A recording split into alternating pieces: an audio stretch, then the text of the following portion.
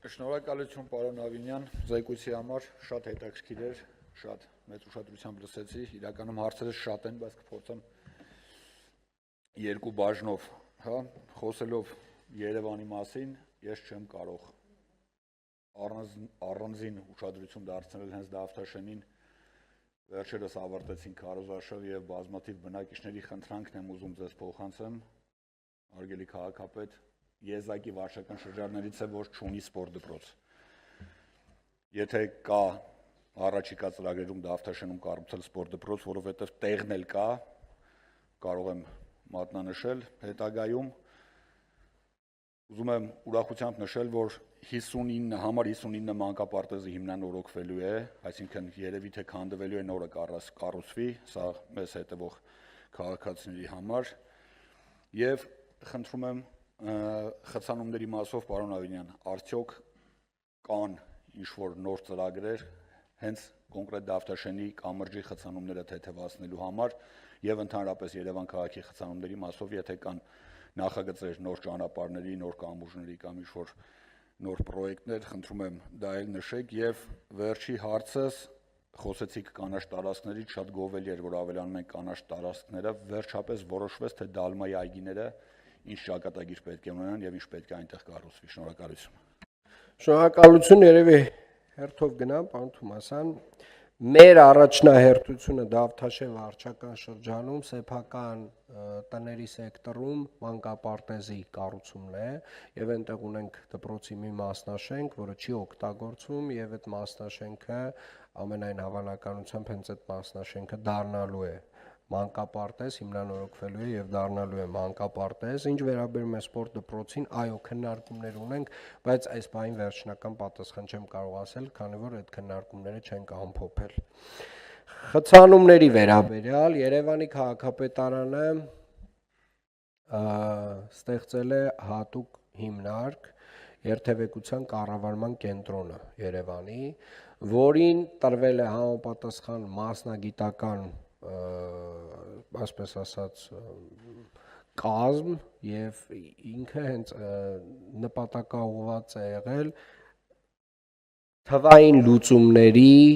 ներդրման եւ վերլուծության համար եւ շատ ուրախ եմ, որ այս հիմնարկը արդեն իսկ սկսել է կոնկրետ արդյունքներ տալ եւ Երևան քաղաքում այս պայդրությամբ իրականացնում է մրցութային փուլում է գտնվում, իրականացնում է պիլոտային ծրագիր, որով որ չափումներ է իրականացնելու Երևան քաղաքի մուտքերում ավտոմեքենաների հոսքի եւ այս բոլոր հաշվարկների հիման վրա մեզ այս տարվա ընթացքում տալու է փոփոխությունների ծրագիր, թե ինչ պետք է տեղի ունենա։ Նախ եկեք հասկանանք ինչու է առհասարակ Երևանում քաղաքում խցանումներ։ Առաջին եւ հիմնական պատճառը տնտեսական աճն է եւ այս տնտեսական աճը բերել է մարդատար ավտոմեքենաների քանակի, ահռելի ավտոմեքենաների քանակի աճի։ Եվ իրականում մենք որքան էլ Երևան քաղաքում ավելացնենք հանրային տրանսպորտը, որը մենք տարիների ընթացքում անընդհատ իրականացրել ենք, հանրային տրանսպորտը իր ժամանակացույցով չի կարողանալու աշխատել, եթե մենք չունենք սահմանափակում մարդատար ավտոմեքենաների համար։ Մարդատար ավտոմեքենաների համար վստահորեն պետք է մտցվեն որոշակի սահմանափակումներ եւ դրանք փոխարինվեն հանրային տրանսպորտի առանձնացված ուղեգծերով, ամբողջական ուղեգծերով եւ Երևան քաղաքում, ինչպես նաեւ եվրոպական բոլոր քաղաքներում իրականացվելու է այս ծրագիրը, բայց արդեն թվերի հիման վրա։ Այսինքն մենք այս պիլոտի արդյունքում ունենալու ենք հստակ թվեր, թե քանի ավտո է մուտք գործում այս պայդրությամբ Երևան քաղաք, ինչ չափի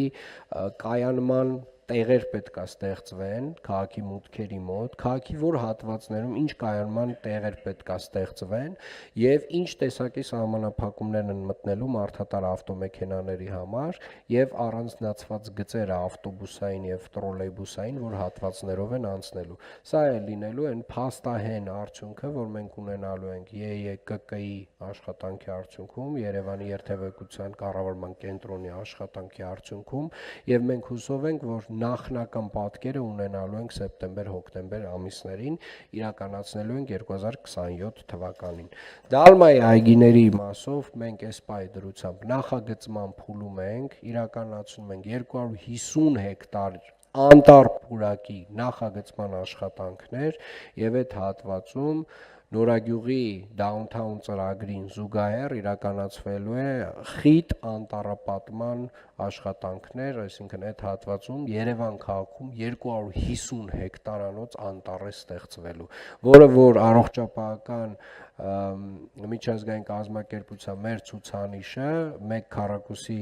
1 մարդու հաշվին 1.5 քառակուսի մետրով կանաչ տարածքները ավելացնելու է եւ այս պայդրությամբ 8.5 քառակուսի մետրը դառնալու է մոտավորապես 10